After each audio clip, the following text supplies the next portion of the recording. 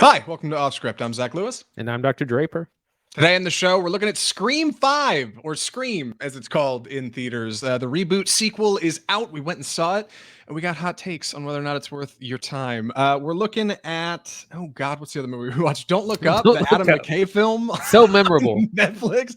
It's been out for a few weeks, but it's a slow time at the movies. It's January, and nothing is coming out. So we gave it a watch, and we're going to let you know what we thought. And speaking of nothing coming out in January, we got a preview of things to come in the next couple months at the movies. And I'm going to be honest, it's almost exclusively February. There's nothing coming out this month, Andy. What the hell's going on? It's dry. It's a drier January than normal. It certainly is. But we've got some things that are worth talking about, and we're going to get to that in the middle of our show. And before we get to all of that, we need to talk about the news. Our first story this week, out of the box office, Scream dethrones Spider-Man with a $34 million holiday debut. Wow. Just last week, I was talking about what was going to come out to knock Spider-Man off the top. And apparently, it's Scream. $34 million coming out of the pandemic is not too bad for an opening weekend.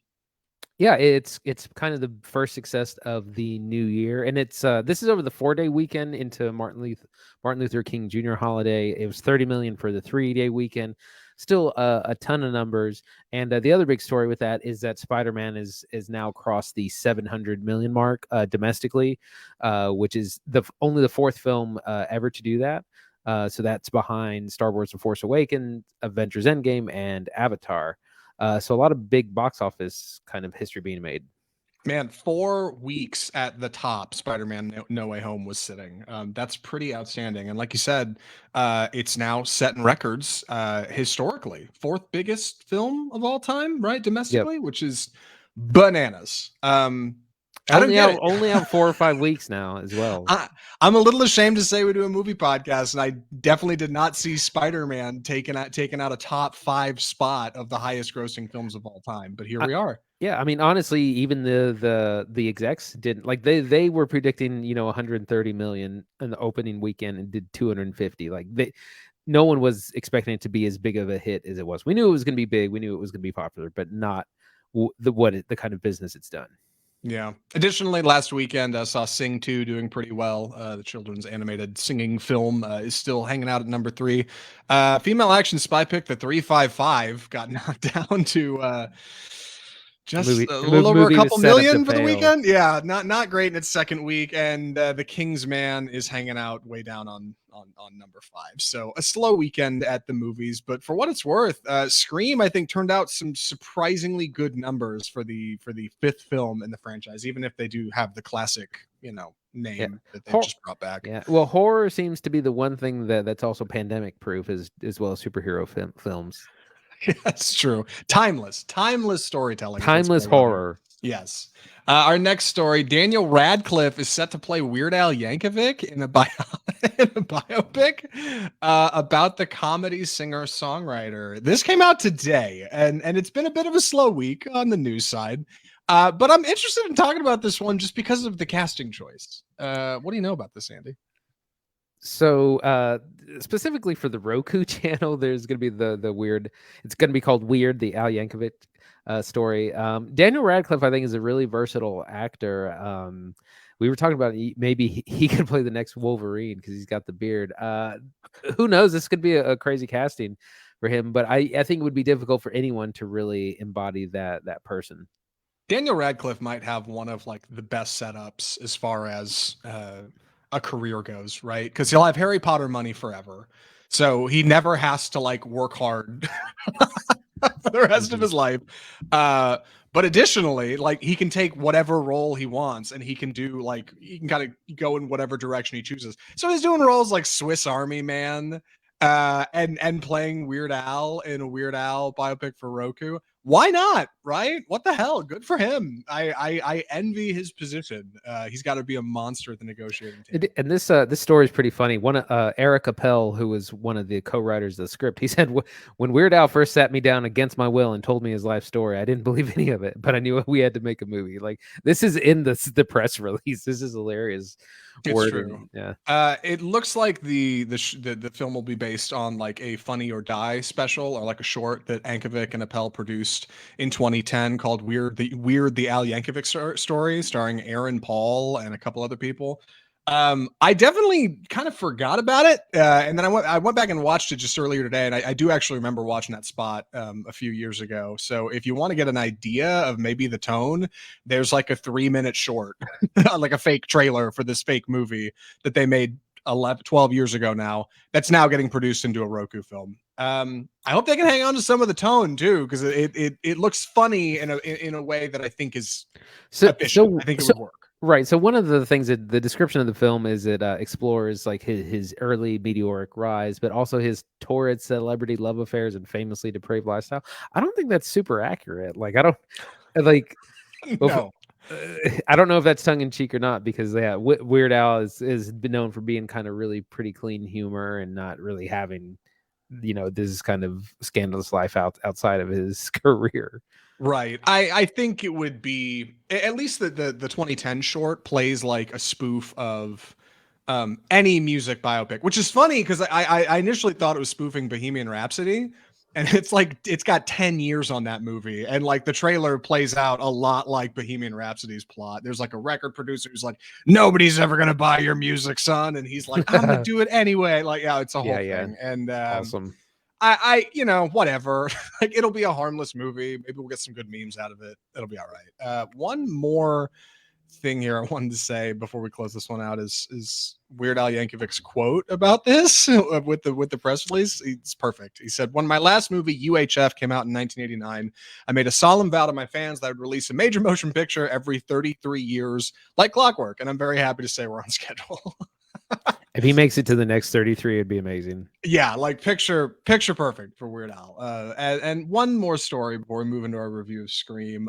Being that it's a slow news week, I wanted to talk about a couple of minor announcements, and those are that there's a couple big movies coming to streaming services. Specifically, Ridley Scott's The Last Duel is available on HBO Max right now. If you've got it, I'm gonna watch it on my phone and send it to Ridley Scott himself. That's right.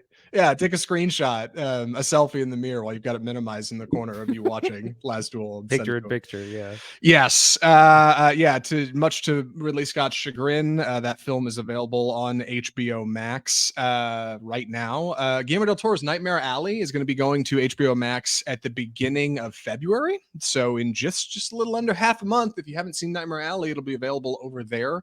And what's this last one? The Kingsman, yes, is going to be available on Hulu February 18th, halfway through the month. Exactly 1 month from when we're recording today, actually. This is pretty cool, because this is kind of the first we're seeing of these shortened theatrical windows, these 45 days, 6 weeks, roughly, of things going to a streaming service. And I don't think Nightmare Alley is technically 2021, so it would have fallen under the previous deal. Like they could have done the same day release, but they held it. But Nightmare Alley, I feel really bad for, because it was a good movie, but it came out the same day as Spider-Man No Way Home, and there was like no way anyone was ever going to see it like up against that. But it's definitely worth seeing. It's a good time. We should definitely do it for the show once it's available on streaming. Yeah, it's definitely something I'd like to watch. I mean, we talked about it a little bit a few episodes back, right? You briefly gave us a little something on it, yeah. But yeah, maybe when it's out. Same thing with the Kingsman. Like that will be just short of 2 months. Yeah, I don't know if I'm looking forward to watching that one. I did not hear good things. Yeah, we didn't watch it on the show, but yeah, I heard it just kind of mediocre. Now we'll see what happens. Hey, speaking of mediocre, we got movies to talk about. That's right. Wes Craven's Scream series has been dormant ever since he passed away of cancer in 2015. Scream 5 is the first film back at the franchise. Andy's going to take the summary for this one. Andy, please take it away. Scream. So this is the sequel reboot to the I guess fifth installment of the Scream franchise. Originally came out in 1996, directed by Wes Craven. Huge hit, which kind of deconstructed the slasher genre while also being a great slasher itself. Classic film, long time.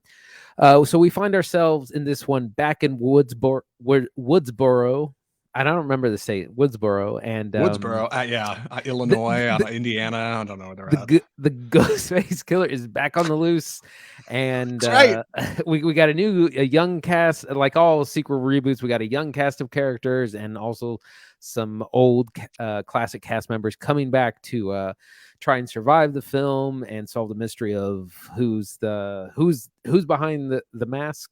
We're introduced to newcomers, Melissa Barrera, who plays Sam Carpenter, who's she has a very much like soap opera level shoehorn into this film. And the opening, and her younger sister, played by Jenna Ortega, Tara Carpenter, who has the famous opening scene, which Scream has become really famous for its opening kill scene.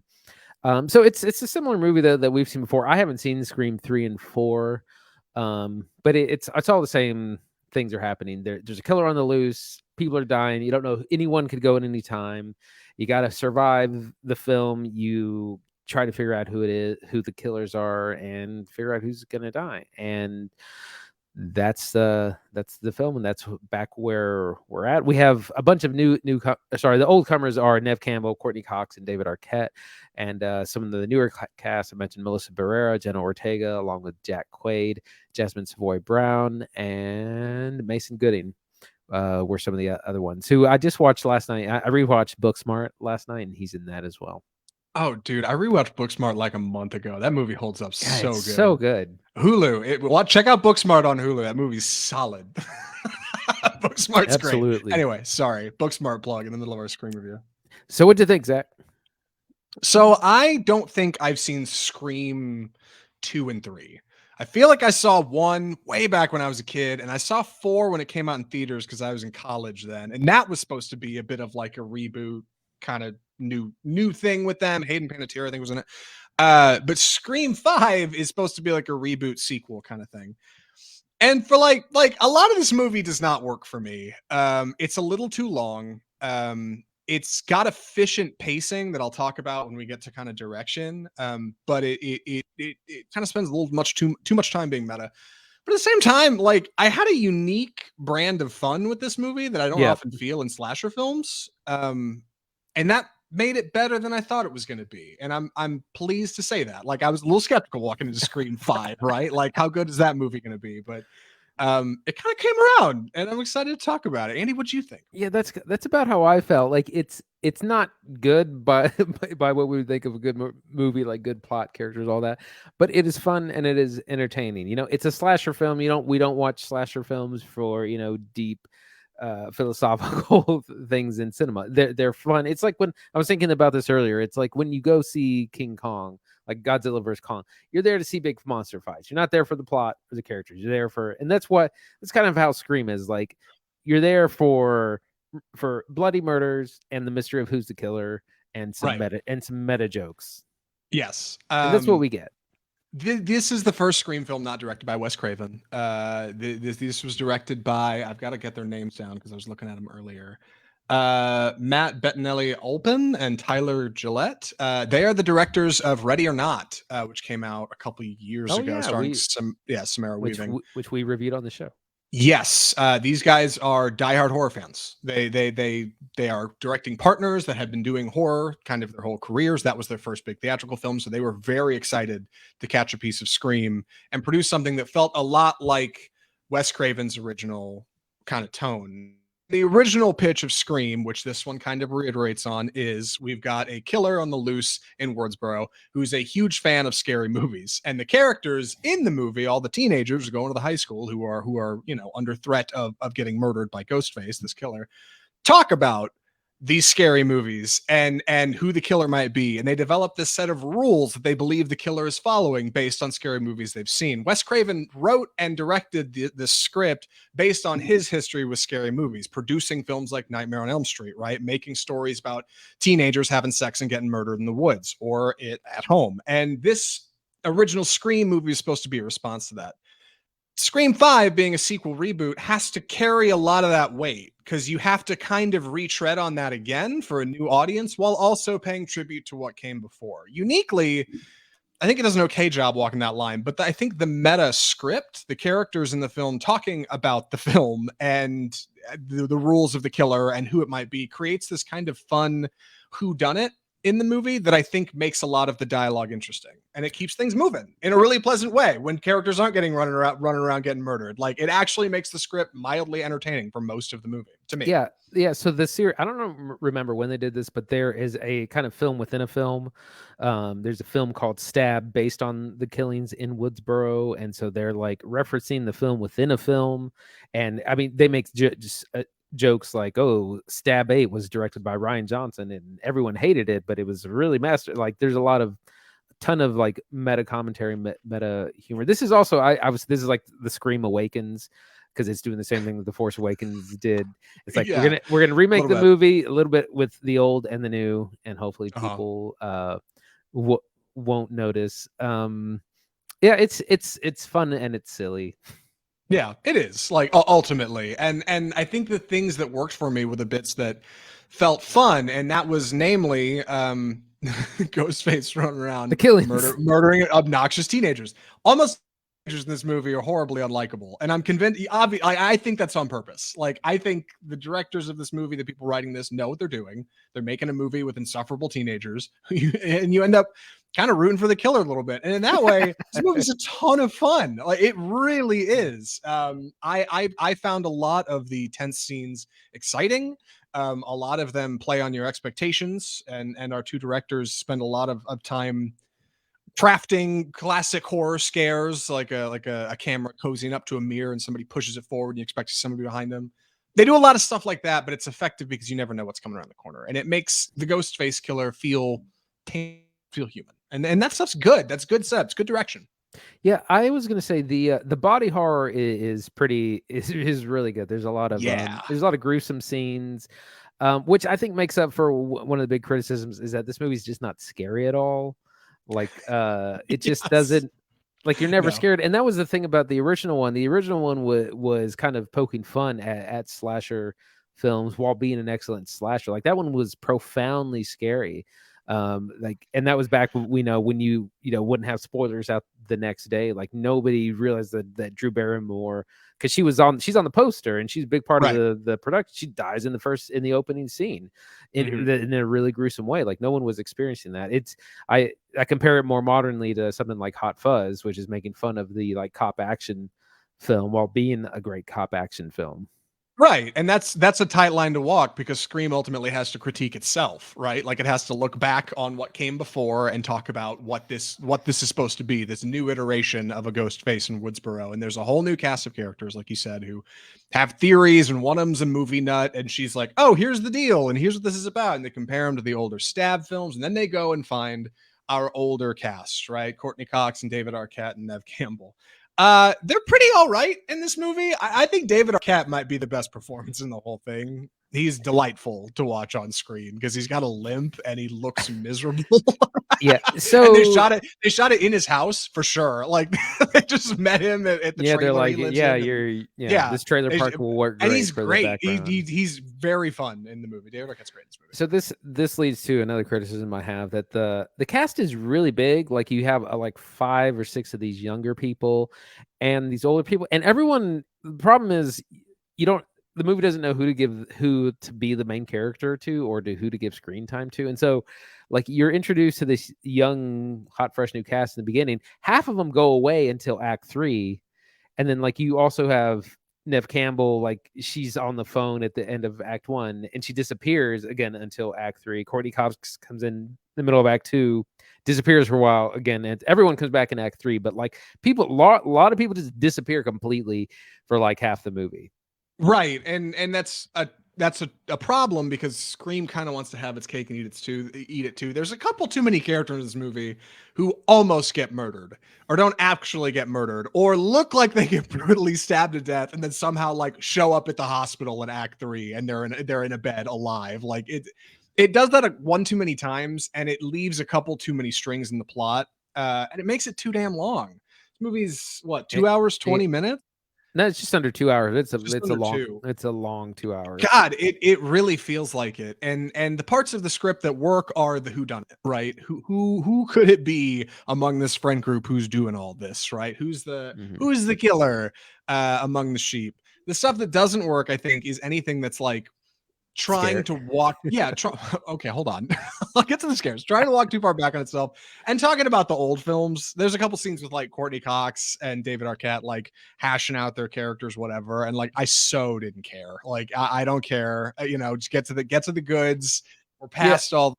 It's an important tribute, but ultimately not effective. Yeah, again, it's the same issue that The Force Awakens has, and more recently Ghostbusters Afterlife, that where you're trying to introduce new young characters, but also get star power and from the classic characters. Then you end up not really developing anyone because you're trying to throw everyone in the kitchen sink in the movie. Yeah, and additionally, like you said, go the movie has a problem. Ghostface isn't scary. It's somebody walking around in a spirit Halloween mask in a costume in a bag. Like that's not scary. And often Ghostface is attacking people like in the middle of the day when they're at home alone. So there's like sunlight beaming through the windows. Like it's just not a particularly scary thing. The tension comes from when you don't know where Ghostface is, right? Calls, the killer, the calls coming from inside the house. You don't know where they are. That stuff works. As soon as Ghostface shows up, it's a laugh. I laughed almost every time Ghostface came on screen. This movie passes the Bechdel test. There's a couple of decent like moments of tension. If you're watching us on Facebook Live, I've got a screenshot up of Ghostface in the hospital with this like low-key lighting. That stuff's cool. And I think those are moments that shine through because of the new directors. But like fundamentally, Ghostface is not scary. So they make up for that with long scenes of kind of scary tension.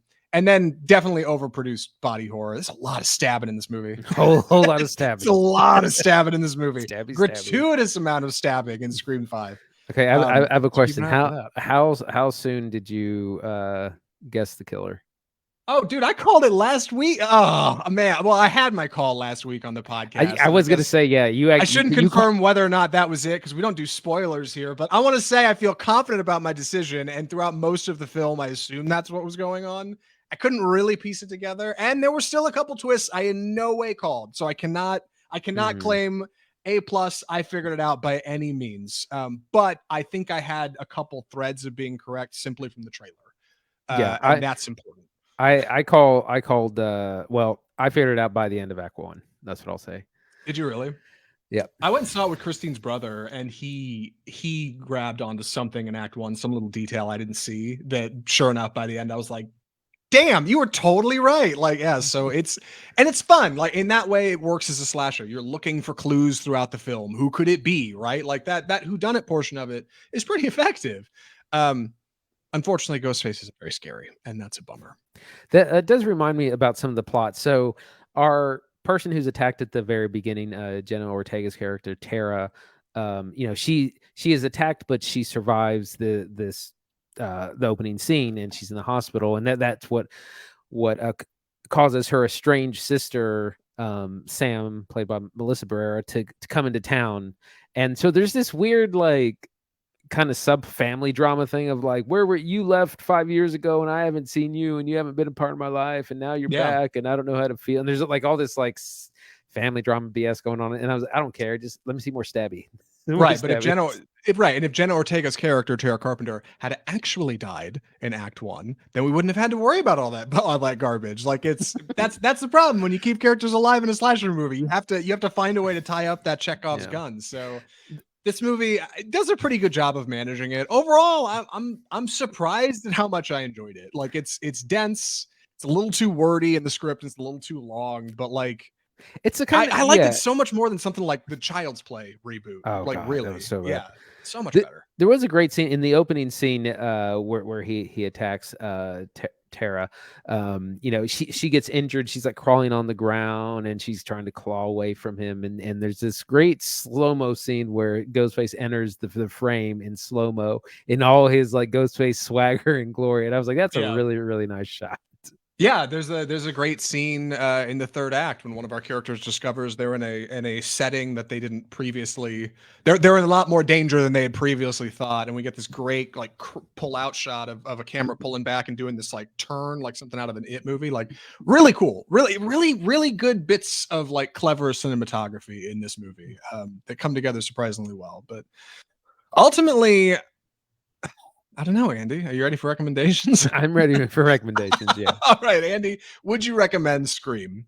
I would recommend it to fans of the series. If you're a big screen fan, I mean, it's definitely for you. You'll like it. It's not particularly scary. The plot doesn't make a whole lot of sense. There's too many characters. Like there's so much wrong with this movie, but it's still fun. Like again, it's like the Godzilla thing. You're going there for certain reasons. You're going there to go back to Woodsboro to guess who the killer is, see who's going to survive and who won't.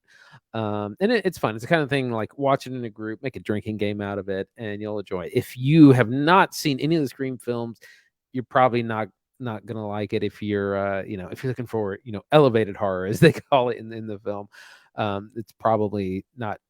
Save it for streaming it in that point. But for fans of the genre, I think it's probably a crowd pleaser.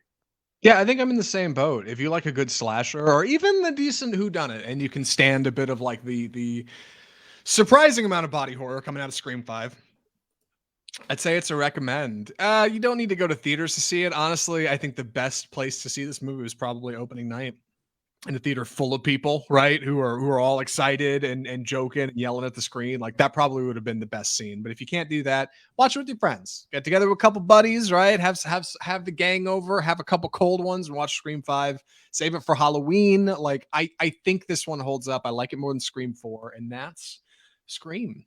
And we need to talk about movies coming out this month, or the next couple months in our coming soon to theaters segment for January and February 2022. Andy put together this whole list. Andy, thank you. And I'm going to be honest, I'm surprised. I know all of these. I didn't have to go watch a trailer. I didn't have to look any of them up.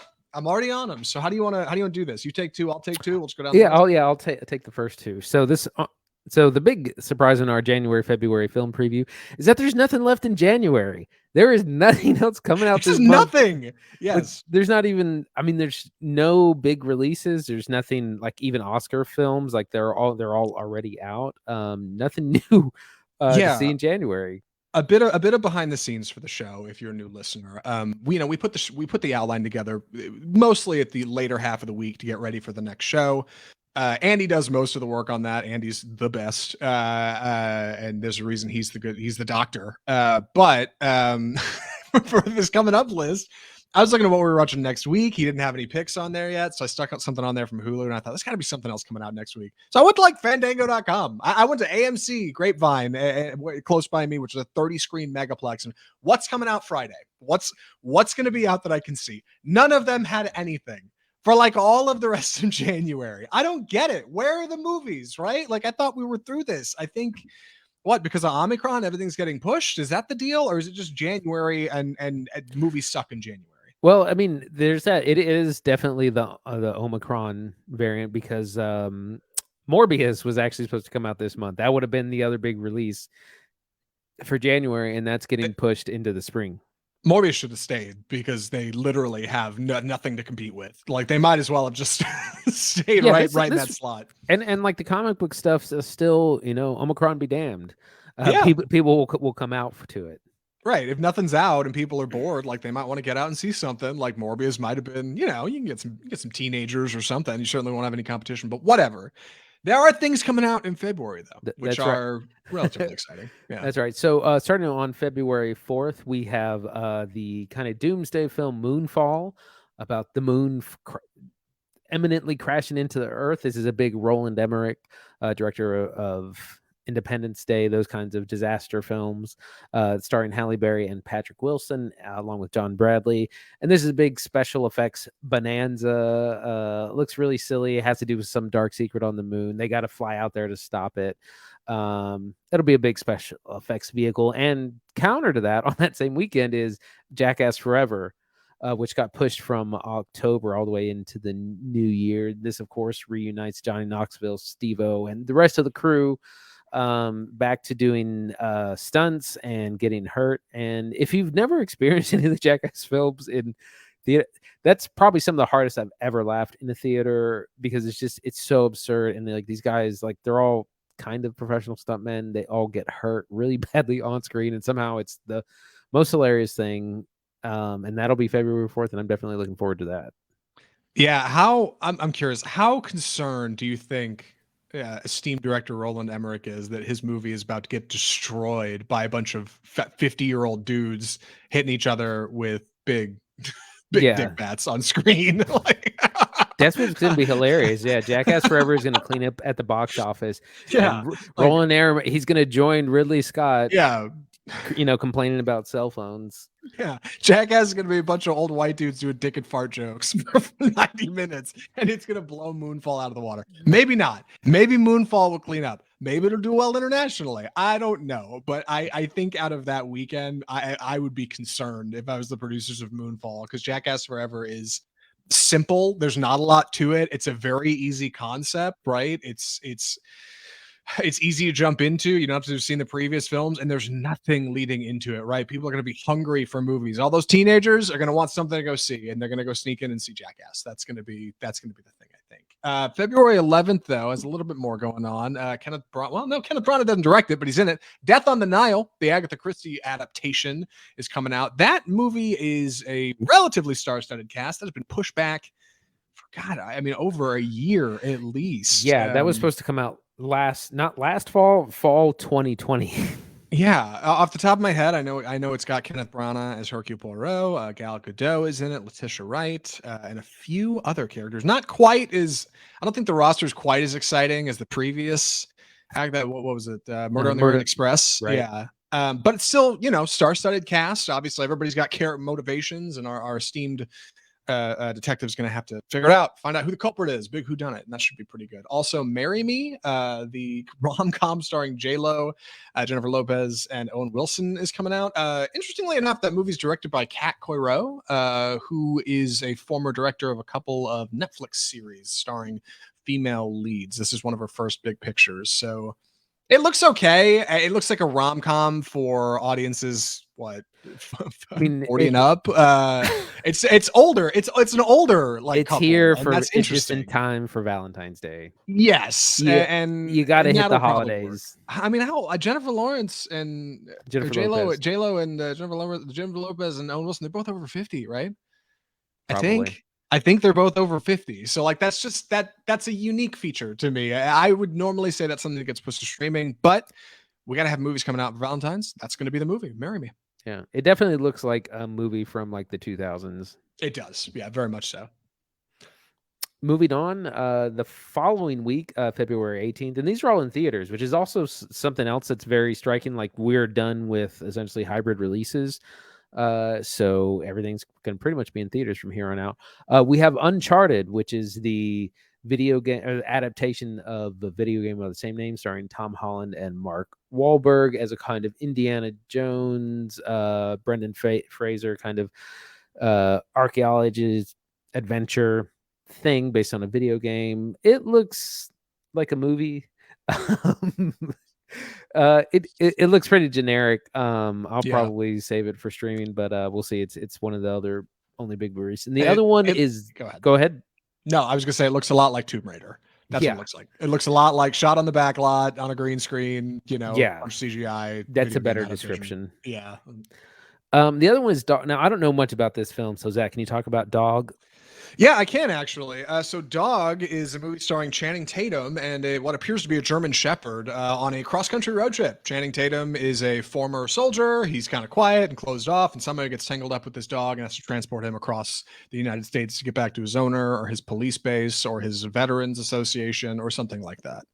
Like a Turner and Hooch kind of thing. Like, it looks all right. I don't know. I don't really. It really just seems like a vehicle for people to go look at Channing Tatum for the whole movie because he's playing opposite a dog. So you're pretty much looking at one protagonist. But it'll tug on the heartstrings. Dog owners everywhere will love it. Is the dog going to make it? I mean, if it was Bold Cinema, absolutely not. But probably, yes, I'm sure the dog will be fine. There'll be some tense scene at the end. They'll think he gets hit by a car. Oh no! Rush him to the hospital. The music will drop out. Yeah, it'll be okay. It'll all work out. The dog will make it. But it's called Dog. That's the movie. And then on February 25th, 2 more films coming out. Studio 666, the Foo Fighters horror film about the titular band, the Foo Fighters, trying to record a new studio album in a haunted house, and Dave Grohl gets possessed. And honestly, it sounds dumb, but personally, I think the trailer looks like it's 2 steps away from a genuine A24 feature.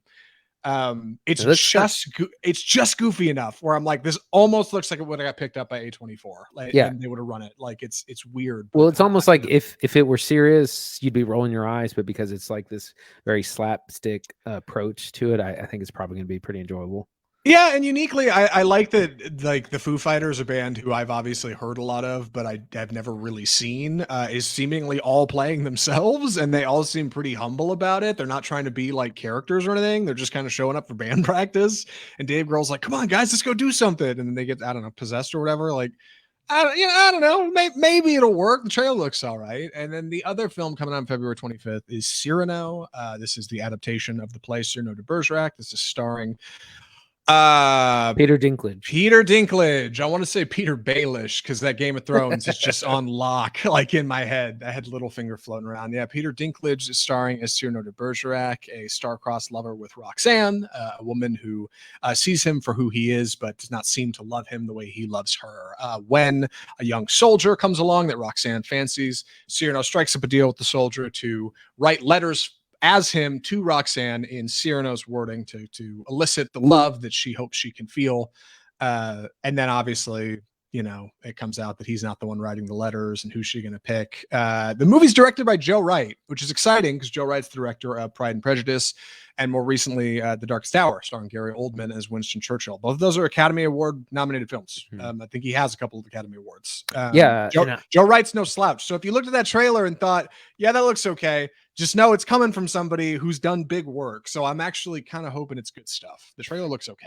Yeah, the trailer definitely didn't sell me on the movie. Only the fact that, you know, I like Peter Dinklage, and Joe Wright also, he directed Atonement back in 2007, which is really incredible, heartbreaking film that got a lot of Oscar noms, and I think might have won a few. But yeah, he's a phenomenal director, and if he weren't attached to it, I would be skipping it. But yeah, we'll probably check it out. Yeah, same boat. If it was anybody else, I probably wouldn't care. But when it came up with director Joe Wright on the screen, I was like, okay, yep, gotta go see Cyrano, see what that's about. So yeah, that's what's coming up in February. I'm sorry about January. I'd like to apologize on behalf of the film community for January that Andy and I have no control over. But nothing's happening. Morbius continues to let us down. Morbius continues to disappoint. I get it. They didn't want to be New Mutants, right? New Mutants came out in January, I think, and it, God, went nowhere. So I get the fear. And speaking of fear, we've got one more film to talk about. I'm going to be taking the summary on this one, so please excuse my clumsy delivery. The movie is Adam McKay's Don't Look Up. Don't Look Up is the story of 2 Michigan State astronomers, played by Leonardo DiCaprio and Jennifer Lawrence, who discover one fateful evening that there is a giant comet the size of Mount Everest hurtling towards Earth, and it's nothing anybody can do about it. They immediately call up NASA, who calls up the Oval Office, who gets a hold of the president, and they end up going on this giant media tour to try to warn the world that there's only 6 months till everything ends. We have to do something about it before it's too late. The film is produced in Adam McKay's signature new auteur style that he's been developing ever since The Big Short and Vice, starring Christian Bale as Dick Cheney. It's a bit of a documentary style feature, lots of crash zooms, bit of improv, and it's a 2-hour and 20-minute film that is available on Netflix. Star-studded cast, lots to say. Don't Look Up. Andy, what do you think? Oh my gosh. This movie was such a chore to get through. Oh my God. I had to watch it in 2 sittings, and I fell asleep, or I started to fall asleep in the second sitting, which there was only like 45 minutes left to watch, and I almost like couldn't stay awake. Yeah. It's it's 2 hours and 20 minutes long, which this is like a 90-minute movie tops. Also, it's supposed to be this satire, but it's not really satire because you're just kind of replaying what we see every day happen in real life, like in politics and the news. Just you're just changing the situation. Instead of COVID, it's this impending comet that's coming down and that the president doesn't want to deal with and that everyone wants to deny. Or then there's Mark Rylance plays a Elon Musk type person who's like, oh well, maybe we can mine the asteroid. And it's not really satire if it's like we're already dealing with all these things. You're not like revealing something new. When I think of something like Jojo Rabbit, which is like a complete like absurdist comedy, which is addressing anti-Semitism and other kind of indoctrination, like it's taken on kind of serious issues through this really absurd setup. Nothing is that's absurd because it's like, well, we're actually kind of dealing with this on a daily basis because the film's like, oh, there's this impending death coming and we're worried about like these pop stars that are breaking them. It's like we know that that's the world we live in.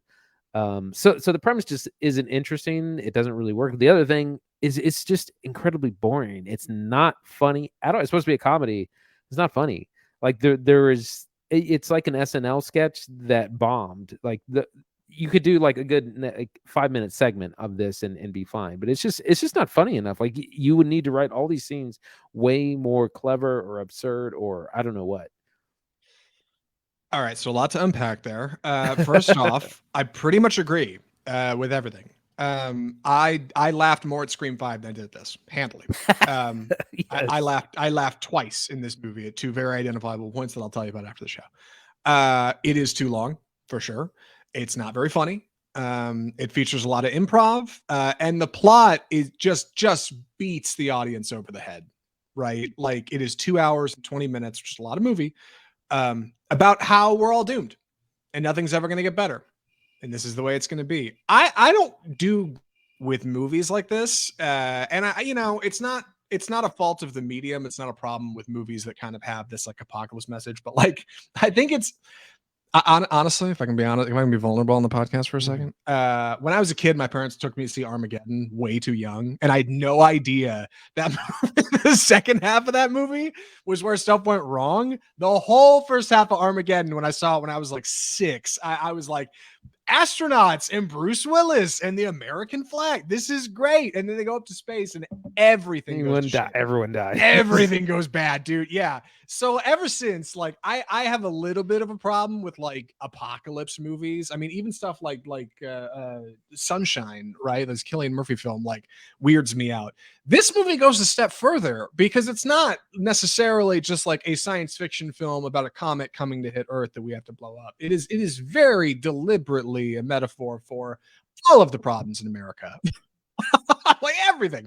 It's not just climate change is ruining everything, or we have people who are mad at us in other countries because of everything we have, or we have leadership who isn't helping out or doing a whole lot, or we have multiple politicians over their own means, or billionaires that, like, it's not just one thing, it's everything for 2.5 hours. And it's just not funny. Like, it's just sad. And it makes me want to like curl up in a ball. Like I just didn't enjoy it. Like it's like taking your medicine. Ugh. Yeah, and the gags are just not. Yeah, they're just not funny. There is one recurring. So they go to the White House and they meet this like 5-star general, and he goes and gets snacks for the group, and he says, "Oh, these are I had to pay like $5 for these." And it turns out the snacks were free, and he was just kind of grifting everyone out of $5 or whatever. This is like a recurring joke, and it's like it wasn't funny when it happened, and it's not funny the other 4 times you reference it.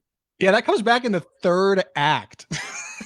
I was like, oh yeah, like that one line from a couple. Yeah, okay, I guess that ties around. And I hate to say it, but it feels like a Netflix film. It's like, oh, you spent money on getting all these stars on production. You didn't get a good writer or a great writer, and you got a mediocre writer and a mediocre film out of it. Well, the cast is outstanding, and we should talk about them for a minute.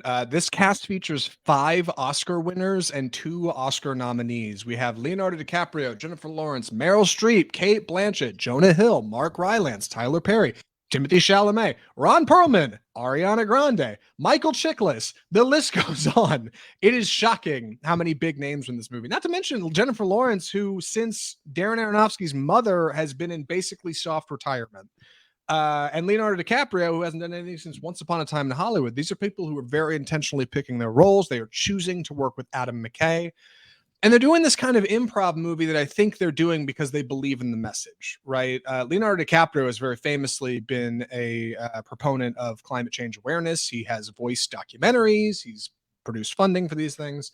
I think Jennifer Lawrence is in the same camp. Meryl Streep definitely is. We watched a Netflix movie with her, Steven Soderbergh made, that was really intentionally like a lens face back at the United States and what we're doing politically.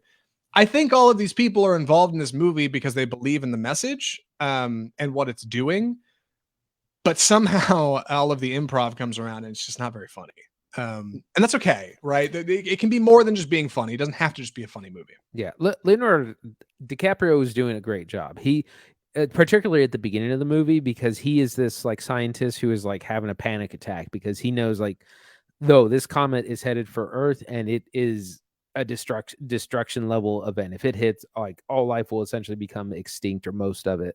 And so he's like freaking out the entire like first act because he's trying to sit in these meetings and everyone's like, oh yeah, you know, we hear doomsday meetings every day. Like no one's taking it serious, and he's like having a panic attack the whole time. And that's probably the best part. Like he's like shaking and breathing funny, and it's just like it's so good. And then he gets another scene late. He gets his Oscar moment later where he's, you know, I can't handle it. You can't handle the truth moment.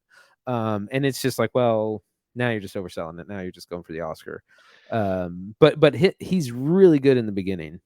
Yeah. Meanwhile, Jennifer Lawrence seems like she's getting like equal billing with him. I felt like in the trailer you see most of her, but for like a large part of the second act, she's not really around. I don't know if this was intentional. Her character just kind of she can't handle the panic, right? Like of we're all gonna die in 6 months. So she kind of just ducks for a good portion of the movie. She's like, I want to go home. I don't want to be on the news, like, which is it makes sense, but you definitely don't see as much of her as you do a DiCaprio, who definitely is doing, I think, the better job for what's happening in the film.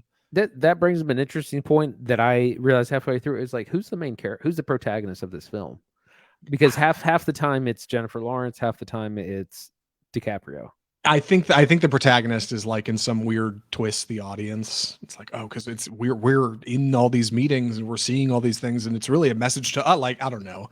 That would be my read on what's happening here, because yeah, it's kind of presented in, I mean, almost like a stage play, right? Like Adam McKay is shooting these films with like three cameras, and everybody's hanging out in an Oval Office set, and he's shooting back across the room, and like whatever we catch on film, that's what we got. So it plays as almost like a documentary style feature. It feels pretty grounded until you start to see characters like Mark Rylance playing this eccentric billionaire who's like Elon Musk or Steve Jobs, who's totally like out there wild, or people are talking about what is clearly supposed to be Apple or Google in a metaphorical company called Bash. And they're like, oh, we're using our Bash phones and calling the Bash line and go to the Bash store or whatever. That stuff kind of works. I wish they could have been, I don't know, just a little bit more clever about it. I mean, you're right. When you talk about satire, you think of a movie like Jojo Rabbit. I think of a movie like Sorry to Bother You. Like, I think of something that's so much more clever and interesting and thoughtful than what's going on in Don't Look Up. This one's just a little flat in a weird way, but it's certainly got a budget and it certainly has a cast. Yeah. Again, they've spent plenty of money on this cast, and I feel like aside from DiCaprio, everyone's kind of wasted. Like Meryl Streep doesn't really have a great role. She's playing like a, you know, kind of conservative type president. Jonah Hill is her son, and like, yeah, he works at the White House too. He's funny. He's all right. Yeah, Jonah Hill gets a couple good lines. He gets a couple of good lines. But just the situations aren't funny. None of the dialogue is. It's just not the whole thing is just not that funny. And you have these great actors. Mark Rylance is doing a weird Elon Musk kind of. He's not doing an impression of Elon Musk, stuff, but he's doing a weird billionaire impression. Kate Blanchett is kind of like a Fox News host. She's like a slender blonde. Again, you got the name, but you didn't get what you paid for. Like I saw, she's in Nightmare Alley too. She's amazing in Nightmare Alley. Like you got, like you got Kate Blanchett. Like you got what you paid for in that movie. And this, like you got the names to put them on the poster, and that's it. It's same with like Timothy Chalamet. There's no point to Timothy Chalamet being in this movie. He could not be in it. His character doesn't need to be in it, or you could just replace him with any schmo. So a little bit of interesting history about this movie because I went and looked up some IMDb trivia before the film, before the podcast. So they shot a lot of this really like shooting from the hip. Apparently because of COVID restrictions, they couldn't get a lot of people on set to when they needed to, or they had to reschedule stuff. So a lot of the movie, a lot of parts of it are kind of just cobbled together with what they had, and I think it comes off as more of like I don't know, like a production of an Adam McKay play that does an Adam McKay film. Reportedly, Kate Blanchett, due to some scheduling conflicts, couldn't end up getting fitted for a wig properly. So the one she wears in the film is her own. She brought it from like another shoot from her house. Timothy Chalamet was supposed to have his hair cut short for this film. I thought he was wearing a wig, but apparently that's actually his hair. And he was instructed over the summer not to cut his hair just for whatever. And then right before they started the film, they thought, actually, you know what, that looks good. Keep those absurdly long locks. We're just going to roll with it. Jennifer Lawrence reportedly had a tooth broken for most of this movie, and they fixed it in post because she had some kind of like hang up at the dentist or something. So there's some weird things going on in Don't Look Up. And yeah, it comes together as just a bit more of like, it feels more like actors standing around rooms like with loose improv and kind of just, you know, a loose script and throwing together improv scenes than it does like a tightly wound feature like Adam McKay's previous efforts, The Big Short, and I think Vice mostly were. I feel like those were a little more tight. Yeah, I think The Big Short works because, you know, it's a satire, it's more a comedic look, but it's looking at something serious, which was like the 2008 collapse, and it's you know, it's very informative if you don't know a lot about like why that happened or what led up to it. The film is very informative, but because it's complete fiction, it doesn't have that. I almost feel like this would work better as a like kind of serious drama, like where you have the impending doom, and there is no way to stop that impending doom, and you could look at a lot of political this and that, or look at social issues, or who knows. But I think it would work better as a serious film than what they've tried to do here. Right. Like I think the satire is just a little too tongue in cheek. It's a little too on the nose for me to kind of play and work and be effective. I got to the end of the movie and I just felt bummed out. I didn't feel any kind of sense of like, oh man, we're, you know, we can work it out. We can do it together. And I know that can make it unique. There aren't a lot of movies that do that. Most movies have some kind of like happy come around that like, hey, you know what? We are making progress with climate change. It's going to be okay. But Don't Look Up doesn't bother giving you like that luxury. It doesn't bother telling you that, hey, things are going to work out. It's pretty clear, like, even regardless of what happens to the characters at the end of the movie, the metaphor for where things are in the world is pretty grim. And like, that's just not a good time at the movies. That just isn't enjoyable. It's like watching Schindler's List or An Inconvenient Truth. Like, it's just a downer, and that makes this just a tough 2.5 hour film. Oh, it's so long. It's so long. The first act, I clocked it. First act is 45 minutes long. Yeah, which is way too long for I texted Andy when I was watching it because I noticed kind of a significant lull about 2/3 of the way through the movie, and I you know, kind of sat up in my chair and scrolled my mouse wheel because I was watching it on my computer, and it was 59 minutes into the film. I wasn't even at the halfway point yet. Just like, oh yeah, God, you're like, how is there this so long? How is there another 80 minutes to go here? You know, like what's happening? And there's no good answer. Adam McKay's new, you know, kind of style now. It's non-linear, lots of jump cuts. He'll just throw in chunks of other scenes somewhere as a flashback or a reference. It's aggressively unique, and I think it's kind of worked in his previous features, but I didn't even make it all the way through Vice. This one's a struggle. I think he's finding his own style. I just don't like it that much. What do you think? I mean, he's definitely an auteur. Yeah, I mean, it is its own. It definitely. I mean, it's funny that people that will pay you millions of dollars to like figure out your craft, because usually Netflix isn't giving you money unless you kind of know what you're doing. And he's just, yeah, it's not really working in idiot. I mean, even The Big Short. The Big Short is interesting because of excuse me, the subject matter, but and it's a little bit more clever, but it's not like a hilarious kind. Like, you're not going to go back, like we were talking about Booksmart. You're not going to go back and watch The Big Short regularly, or No. or Vice, or this. Yeah. And you know, The Big Short and Vice at least kind of worked because you've got historical perspective. You can see the other side of it. You can feel like, you know what? That was a lesson that I can get up from my seat and I can leave the theater and I can think, okay, I learned something. I learned something about the government. I learned something about Vice President Dick Cheney. I learned something about the 2008 housing crisis, at least as writer-director Adam McKay sees it, right? Like, I'm not saying these films are gospel, but what I'm saying is like you can get something more tangible from that. You can walk away from it. You can put it to the side of your mind. You can continue about your day. This was just a bummer. Like this movie just bummed me out. Like not only because it wasn't funny and it was a drag for 2.5 hours, but it's just so heavy-handed on doomsday, the messaging. Yeah, like, and that's just not exciting. So if that's something you're looking for, it might be worth recommending. But I'm curious, Andy, do you have any other thoughts before recommendations? I'm ready. Andy, would you recommend Adam McKay's Don't Look Up? Absolutely not. Absolutely, like hard. The hardest passed. Usually when we're unsure or a little mediocre or lukewarm on a film, we'll say save it for streaming, like save it for when you're not paying extra ticket. Don't waste your time. There's tons of other things to watch on streaming. Watch anything else. It was so long, boring, and just a chore to get through. Yeah, I'm just about in the same camp. If you're a fan of one of these actors or actresses or a few of them, there's some decent work in here. Yeah, Leo's good. Yeah, Mark Rylance, I think, steals scenes. It's hard not to stare at him when he's on screen. Like, my God, he's so weird in this movie. You get some decent lines and some decent acting from folks, but it's just a long feature and it just takes too long to get where it's going. And by the time it gets there, you just don't even want to, you wish you had never arrived, like that's Don't Look Up. And I'd say pass. Watch something more hopeful. Watch a documentary about climate change or something. Like you'll feel better at the end. At least that'll have footage of like butterflies and a sunrise somewhere in there. Like Don't Look Up is just a downer. So that's Don't Look Up. It's a weird feature to talk about. I'm glad we watched it on the show. In a way, it's bold cinema, and I respect it for that. And speaking of bold cinema, Andy, what are we watching next week?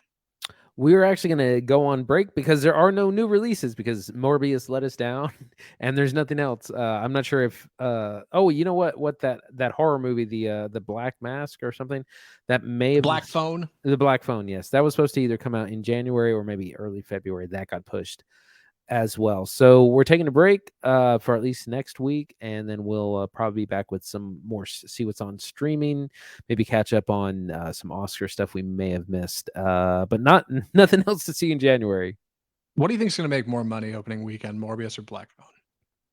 Oh, they're both terrible. It's a battle of mediocrity. Probably Morbius. It's true. I bet one of those movies comes up on our worst of list. Maybe Black Phone's got something redeeming, but it just looks flat. Nothing like a movie with like 6 child actors, huh? To fuel I was like, is this it? It looks just like it.